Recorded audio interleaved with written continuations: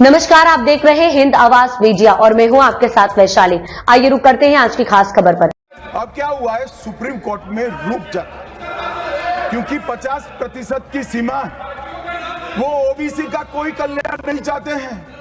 50% की सीमा बढ़ाकर मुसलमानों को आरक्षण देना चाहते हैं, माननीय धर्म के आधार पर आरक्षण देना चाहते हैं। और मैं आज फिर से एक बार इस सदन में जिम्मेदारी तब के साथ कहता हूं, दोनों सदन में जब तक भाजपा का एक भी सदस्य है, धर्म के आधार पर आरक्षण हम नहीं होने देंगे। ओबीसी को आरक्षण देने के लिए 1995 में 55 में काका साहेब कालेलकर कमीशन बना। मान्यवर, इसका रिपोर्ट कहां है? दोनों सदन के रिकॉर्ड पर मैंने ढूंढा, कहीं नहीं, बुला दिया गया। क्यों? क्योंकि ओबीसी को आरक्षण मिलता था।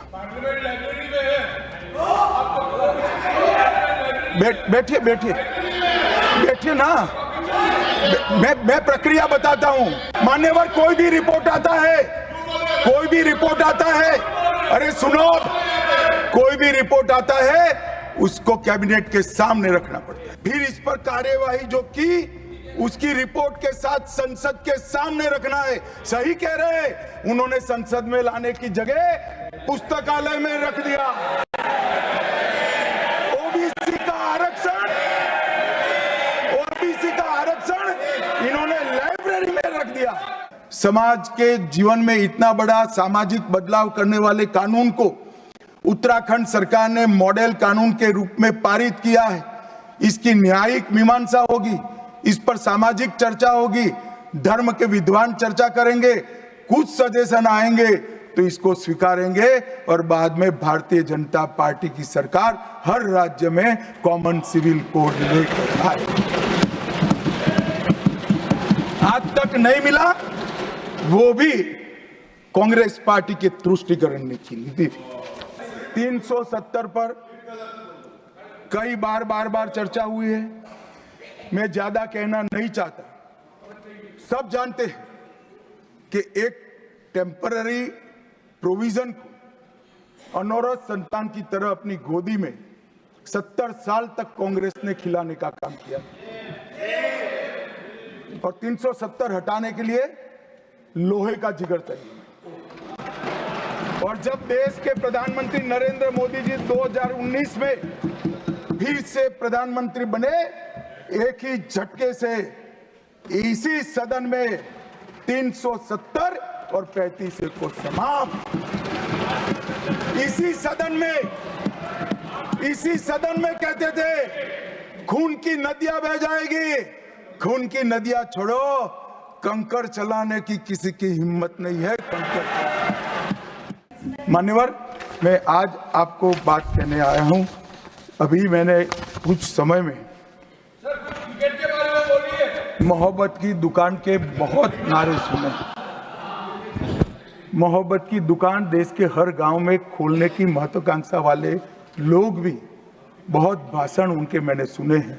मेरा उनको कहना है, मोहब्बत दुकान से बेचने की चीज नहीं है भैया।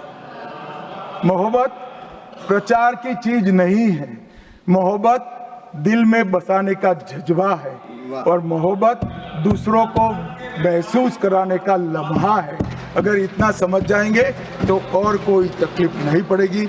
मान्यवर, सावरकर जी के सामने जो वीर लगा है ना, वो कोई सरकार, कोई पॉलिटिकल पार्टी की चुनी हुई सरकार ने नहीं दिया है। इसके सामने वीर, उनकी वीरता के कारण 140 करोड़ लोगों ने। मान्यवर, आज सावरकर जी की एक उक्ति में यहां पर कहना चाहता हूं। उनका एक मराठी में वाक्य है, तुझ साठी मरण ते जनन, तुझ बिन जनन ते मरण।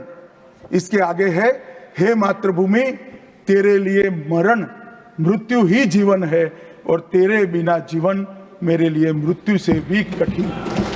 ये देशभक्ति के वाक्य जिस व्यक्ति के मुंह से निकले, इसके लिए इस प्रकार की सदन में चर्चा करते हैं, सार्वजनिक रूप से बोलते हैं और गर्व महसूस करते हैं। क्या देशभक्ति कोई विचारधारा के साथ जुड़ी हो सकती है?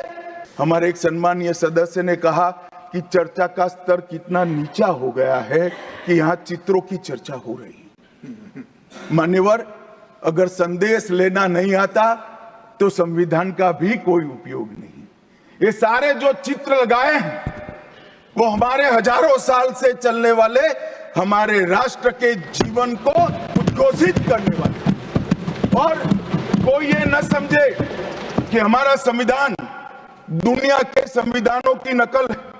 हाँ, हमने हर संविधान का अभ्यास जरूर किया है, क्योंकि हमारे यहाँ तो ऋग्वेद में कहा गया, हर कोने से हमें अच्छाई प्राप्त हो, शुभ विचार प्राप्त हो, और शुभ विचार को स्वीकारने के लिए मेरा मन खुला हो।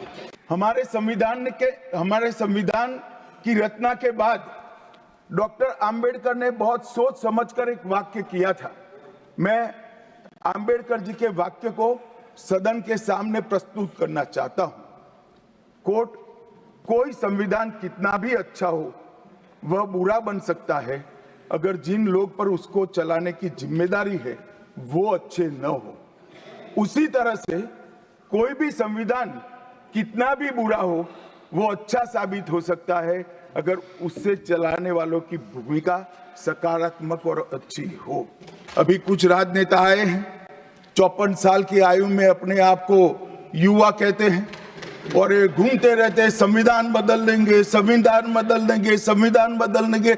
मैं उनको समझाना चाहता हूं कि संविधान बदलने का प्रोविजन, संविधान के प्रावधानों का बदलने का प्रोविजन अनुच्छेद 368 के अंदर संविधान में ही है। और मैं आज फिर से एक बार कहना चाहता हूं, थोड़ा ज्ञानवर्धन भी हो जाए किसी का। भाजपा ने 16 साल राज किया, मानिए 6 साल अटल जी ने किया, 10 साल मोदी जी ने किया, और 5 साल और मोदी जी करें। एक प्रकार से 16 साल हमने शासन किया। 16 साल में हमने 22 बार संविधान बदला, संविधान के अंदर परिवर्तन की, और कांग्रेस ने 55 साल करा, और 55 साल में 77 परिवर्तन कांग्रेस ने भी किए, कांग्रेस के शासन में भी हुए। पहला संशोधन हुआ 18 जून 1951 में। संविधान सभा ने ही ये संशोधन करना पड़ा, क्योंकि संविधान बनाने के बाद, संविधान स्वीकारने के बाद आम चुनाव में जाने तक का भी धैर्य कांग्रेस पार्टी में नहीं था। अभी लोकसभा नहीं बनी थी, अभी राज्यसभा नहीं बनी थी, और संशोधन लेकर आए। अब उसका उद्देश्य क्या था? 19A जोड़ा गया। 19A जोड़ा गया, वो किस लिए जोड़ा गया? अभिव्यक्ति की आजादी पर स्वतंत्रता को, अभिव्यक्ति की आजादी, अभिव्यक्ति की स्वतंत्रता को कर्टेल करने के लिए पहला सुधार आया। अब तक के लिए इतना ही। वीडियो को लाइक और शेयर करें और चैनल को सब्सक्राइब करें।